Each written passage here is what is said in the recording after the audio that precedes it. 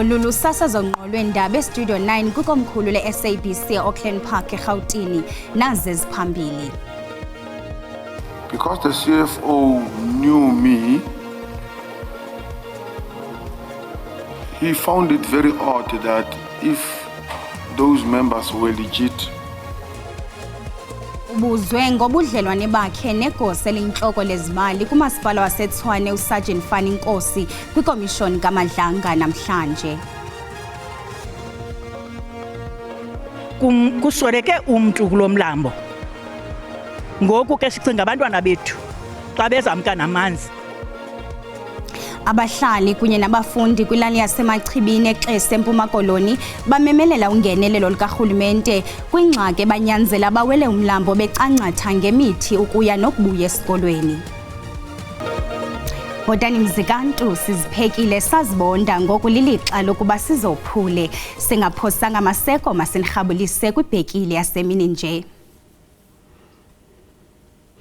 Ubudlelwane phakathi kwepolisa lebutho lolwaphulo-mthetho oluququzelelwe eGauteng uSergeant Fanny Mnisi negosa elintloko lezimali kumasipala ombaxa waseTshwane uGareth Mnisi ibingumba ophambili kwiseshoni yekomishoni kaMadlanga namhlanje. Ikomishoni kaMadlanga ive ngendlela uMnisi wathumela ngayo uSergeant Nkosi incwadi yebutho loKhetshe ibhalelwe umasipala waseTshwane. Lolu suku lwesine uSergeant Fanny Nkosi echophe ichaza kwikomishoni kaMadlanga.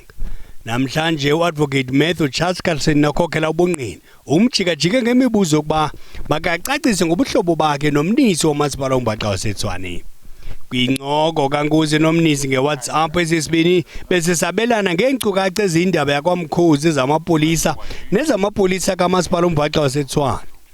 Kuvakala ukuba umnisi wathumelela uNkosi incwadi yayivela kwibutho loKhetshe ibhalelwe umasipala ombaxa waseTshwane. There was a visit by the member or the so-called member of Hawks into the city of Tshwane. They then came with a brown envelope. They left this note to the securities downstairs.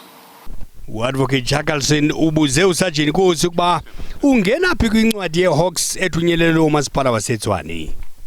Because the CFO knew me, he found it very odd that if those members were legit and something that they had was legit, why didn't they come to his office or follow proper procedures if they have any inquiry about Tshwane, about him representing Tshwane, following the proper procedure? Why didn't they do that? Then they go to the security personnel and leave this note to them. Sergeant Nkosi usaqhuba nobungqina bakhe kwikomishoni kaMadlanga. Ukanti nguSergeant Nkosi esimkhanganye kwelinqaku lidlulileyo. Kusenjalo umongameli Cyril Ramaphosa uthi zange kuthethwe naye ngesigqibo sokubhangisa iPKTT esithi udanile kukuba umphathiswa wamapolisa umnumzana Senzo Mchunu engazanga uxoxe naye lomba kwaye akambisani nesi sigqibo. Umongameli bephendula imibuzo ayithunyelwe ikomiti yesikhawu yepalamente ephanda imiba yokhuseleko lwesizwe. Imibuzo ye-126 ephathelene nezitsholo ezenziwa ngumkomishana wamapolisa KwaZulu-Natal unjengele Nhlanhla Mkhwanazi ethunyelwe kumongameli Cyril Ramaphosa.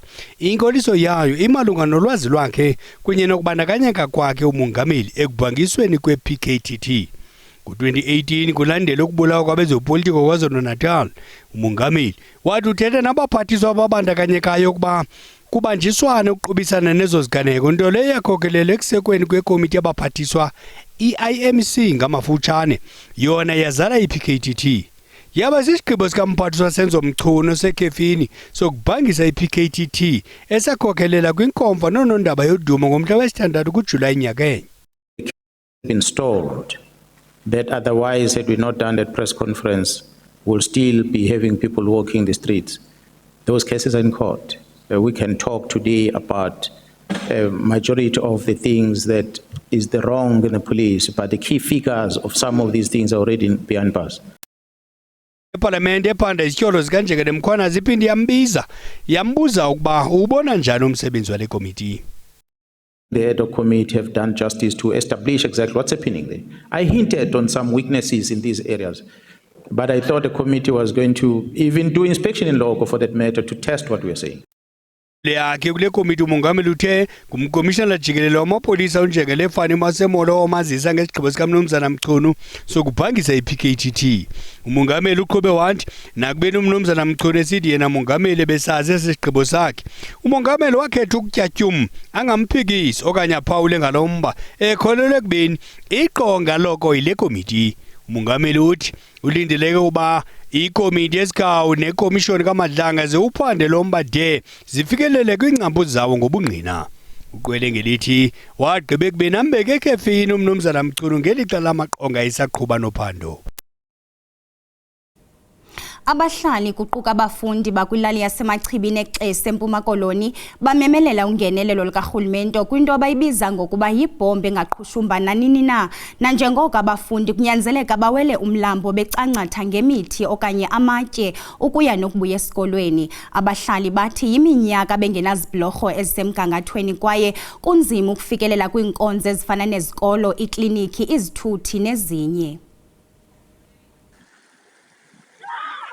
Iqela labafundi lenza inzame zokuwela zelifike esikolweni.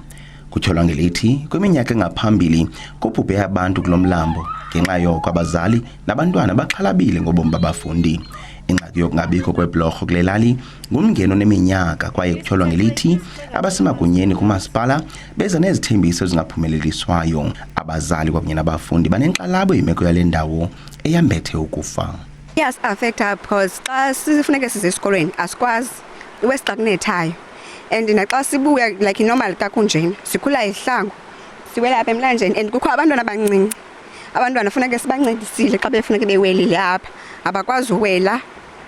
Yes, affect kakhulu because nasesikolweni siyaphoswa sizinto esizifundayo sishiyeke. Eyona nto ibanga basingonwabi kusweleke umntu kulomlambo.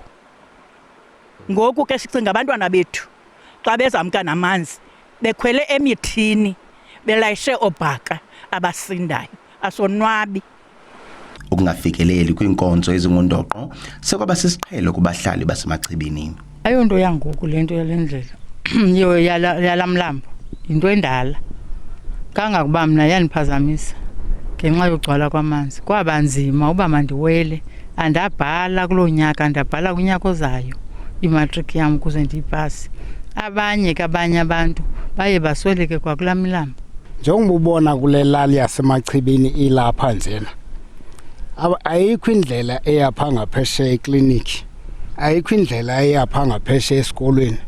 Kwenzakala umuntu abebusuku kufuneka into yoba imoto ijikele ngaphaya uzawufika ekliniki kanti nxa ujongile ekliniki ukufitshane. Umasipala amahlathi awufumanekanga ze uphendule ngale meko. Ndingusidima Mveku kwindaba ze-SABC ndiseXesi.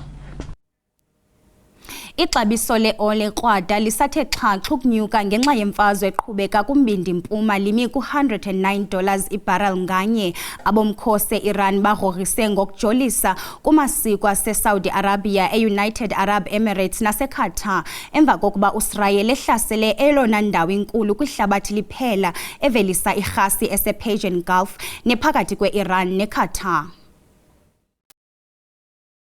Caca kwekati emhlophe ehlungwini kukuba isifu sokufungelwa kwamaziko ezamandla kulo mmandla kuza kuqatselisa ukuqhokreka kogqithiso lwezamandla ngorhwebelwano noluquka ukwehla kwezigadla ezithwala imveliso nokuxinga kwezithuthi kummandla waseHormuz Strait. Bambike babona ixabiso leoli iBrent crude liqatselela kwidola ezili-120 kumlinganiselo webarrel ngamnye ukuba ezintshukumo zokuxinga kwenkala etyeni zisathe gqolo. Our shipping costs are up 18% so far, and we have thousands of trucks on the roads every day, and these are now running on much more expensive fuel due to the oil prices.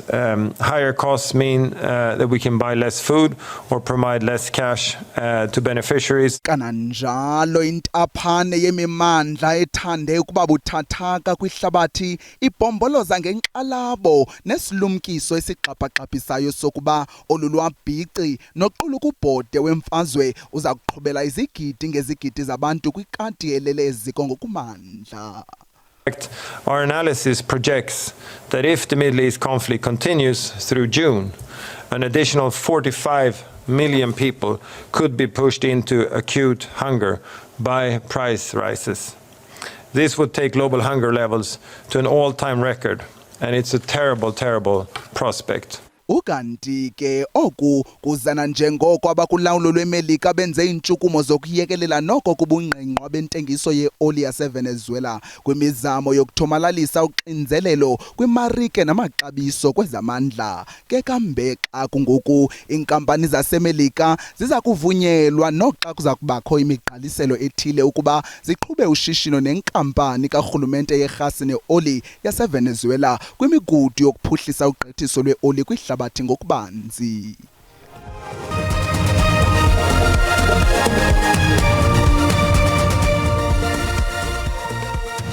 Sinamkele kwakhona kwindaba zeli jelo. Uyakwazi ukubukela kwakhona ezindaba kwijelo le-YouTube uthi SABC Indaba zesiXhosa. Ukanti xa ubukele sicela ucofe ulike ze uba ukamcofa usubscribe sibongoza wenze njalo.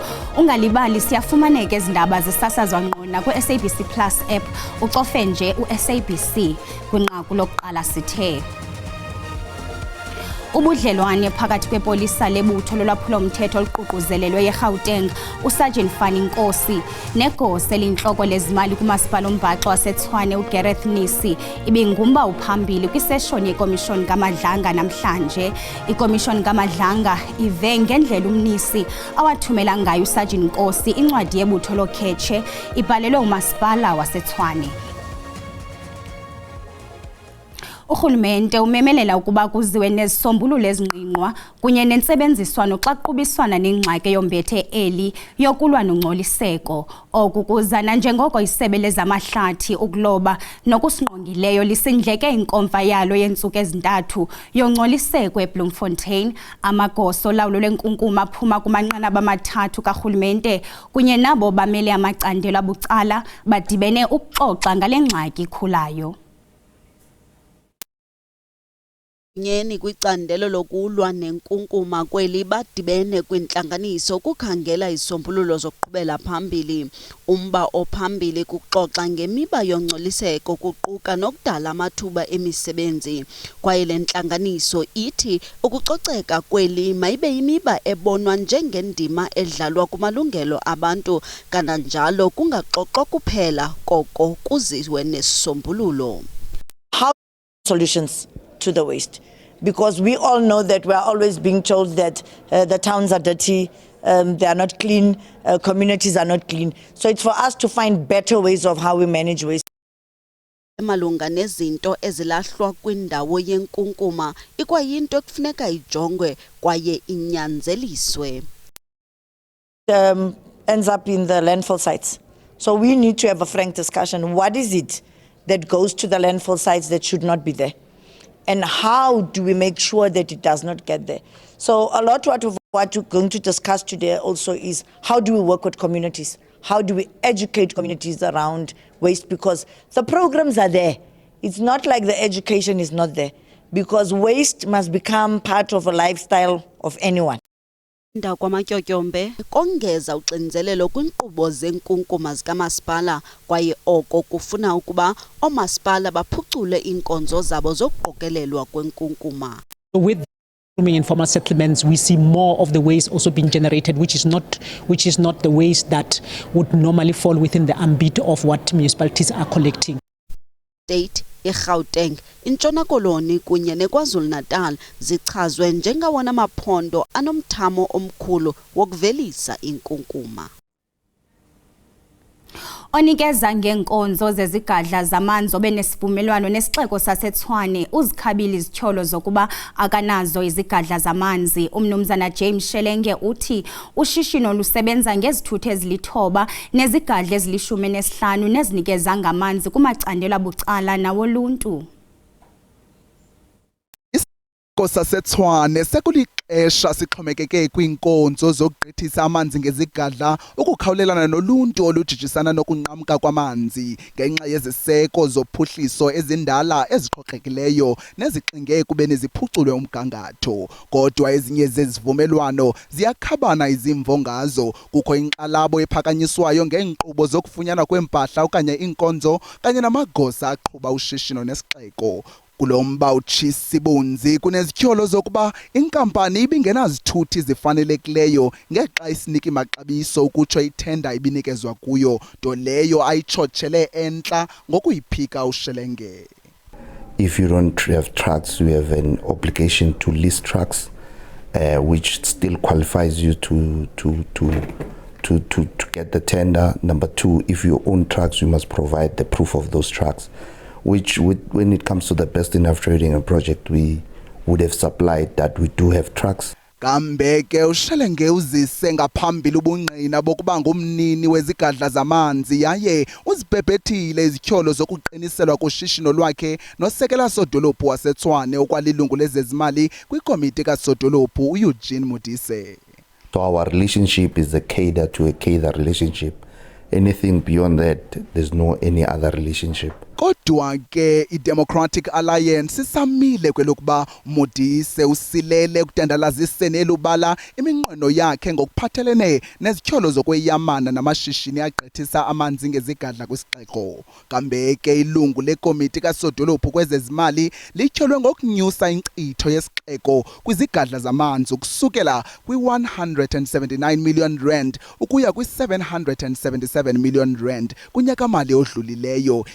Nisa iDA ke ngoko ukuba makaguzulwe esihlalweni usekela sodolophu waseTshwane ngenxa yezithyolo zokusebenzisana noShelenge. The issue in contention is not whether the tender is valid. Nobody has said that it's not valid. The issue in contention is the moment the ANC took over, the spending on water tankers ballooned out of all comparison.